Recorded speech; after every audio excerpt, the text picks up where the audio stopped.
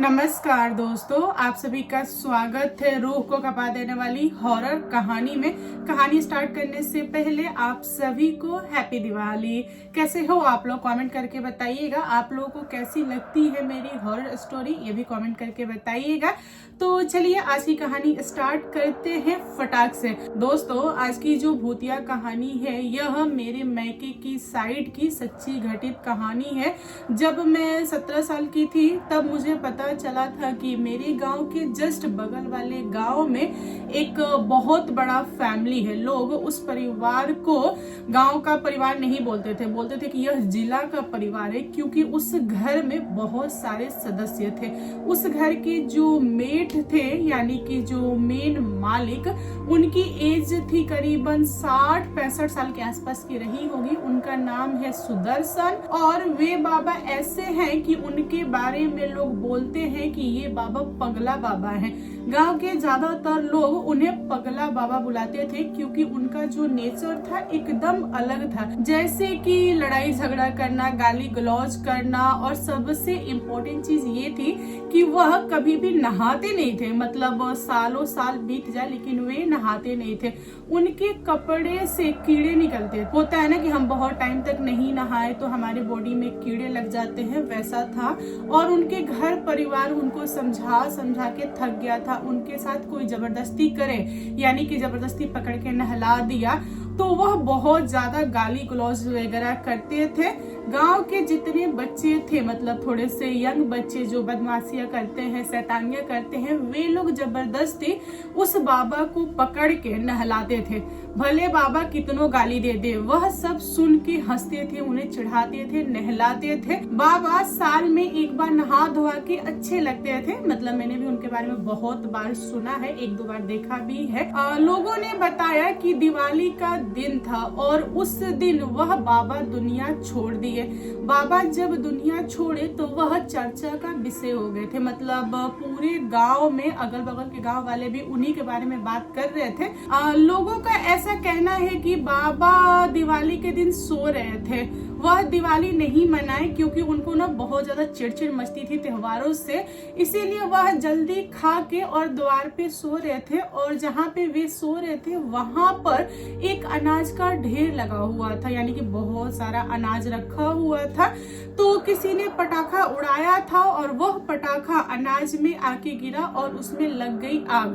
जो अनाज में आग लगी वह बाबा को भी पकड़ ली और बाबा को पता नहीं चला। जब बाबा को पता चला देन वह चिल्लाने लगे कि बचाओ बचाओ। उनके जो घर परिवार के लोग थे वह बाबा को बचा के लेके हॉस्पिटल भागे, लेकिन बाबा बचे नहीं, बाबा दुनिया छोड़ दिए। और यह बात कई गांवों के लोगों ने सुना तो लोगों को झटका लगा, क्योंकि वह बहुत ज्यादा चर्चित बाबा थे इसके वजह से। और कुछ दिनों बाद छठ आया। उनके घर वालों ने छठ नहीं किया क्योंकि उनके यहाँ छुतका लग गया था। कहने का मतलब है कि वह बाबा दुनिया छोड़े थे और उनका जो क्रियाक्रम था वह खत्म नहीं हुआ था। 12-13 दिन लगता है इस प्रोसेस में, इसीलिए उन लोगों ने छठ नहीं मनाया। बाबा के जो पड़ोसी थे उनके यहाँ छठ हो रहा था। उनके पड़ोस में छोटा फैमिली था। उस फैमिली में एक राहुल नाम का लड़का था जिसकी एज 22 साल की थी। वह गया था छठ घाट और वह लड़का अचानक से इवनिंग में छठ के टाइम पे ही खेलने लगा, यानी कि उसके अंदर आत्मा आ गई। लोगों ने उसे देखा तो बहुत सारे लोग डर के दूरी बना लिए और कुछ लोग उसे पकड़ने गए तो वह लोगों को बहुत मारा।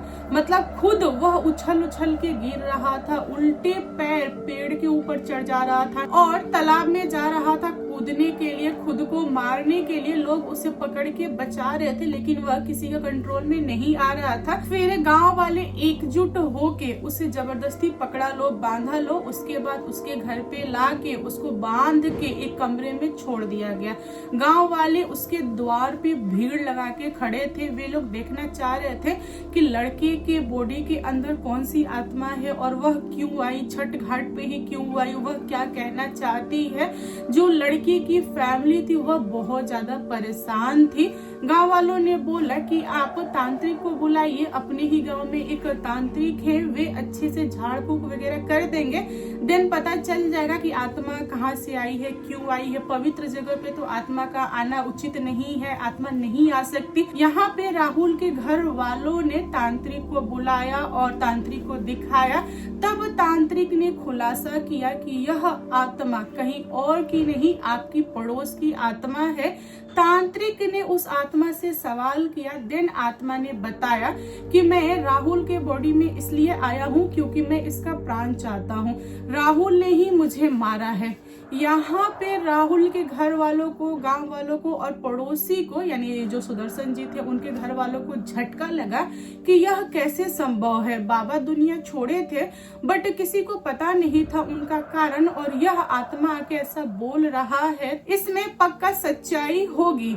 यहाँ पे सारे लोग सुन पड़ गए और चुपचाप सुन रहे थे। उस आत्मा ने बताया कि मैंने राहुल को बहुत बार मना किया कि देखो तुम पटाखा उड़ा रहे हो ठीक है, लेकिन दूर जाके उड़ाओ, छत से मत फेंको, मेरे यहाँ अनाज रखा हुआ है, मेरे अनाज में आग लग जाएगी तो पूरा अनाज नष्ट हो जाएगा। लेकिन यह राहुल माना नहीं, इसने पटाखा उड़ाया और मेरी आंखों के सामने मेरा अनाज जल गया और मैं झुलस गया, मैंने भी दुनिया छोड़ दिया, इसने मेरा अनाज जलाया, इसी की वजह से मैं आया हूँ इससे बदला लेने के लिए। देन तांत्रिक ने आत्मा को समझाया कि देखिए बाबा, गलती से हो गया होगा, वह पटाखा उड़ा रहा था, उसको भी पता नहीं चला होगा, पड़ गया होगा अनाज में और आप गए अपने अनाज को बुझाने के लिए, देन आप झुलस गए, इसमें उसकी कोई गलती नहीं है, माफ कर दीजिए। लेकिन आत्मा जो था वह बहुत ज्यादा जिद्दल था, उसने बोला कि नहीं, माफ नहीं करूंगा, इसे तो मैं मार के ही जाऊंगा। और आत्मा ने गाली गलौज करना स्टार्ट कर दिया। यहाँ पे गांव के लोग एकदम पक्के हो गए कि हाँ, आत्मा जो है ना वह पगला बाबा की आत्मा है, क्योंकि बाबा ही गाली देते थे, वह आत्मा बन जाने के बाद से भी गाली दे रहे हैं। तांत्रिक ने बहुत मेहनत किया और उस आत्मा को राहुल से छुड़ाया, लेकिन आत्मा भी बड़ी जिद्दल थी, वह छोड़ती नहीं थी, जब भी मौका पाती थी राहुल को पकड़ लेती थी। राहुल को उसने बहुत दिनों तक सताया, लेकिन राहुल के घर वाले जो थे वह किसी अघोरी से मिल के अच्छे से झड़वा फुकवा दिया। उसके बाद से राहुल के बॉडी पे आत्मा आना बंद कर दी। लेकिन लोग आज भी कहते हैं कि जो आत्मा है वह बाबा के घर वालों के ऊपर आती है और चीजें मांगती है, घर वाले देते हैं, तब जाके बाबा की आत्मा शांत होती है। तो दोस्तों, आज की कहानी कैसे लगी कमेंट करके बताइएगा। कहानी पसंद आए तो प्लीज लाइक एंड शेयर कीजिएगा, और मेरे चैनल पे न्यू आए हो तो चैनल को सब्सक्राइब करना। Thank you and again happy Diwali.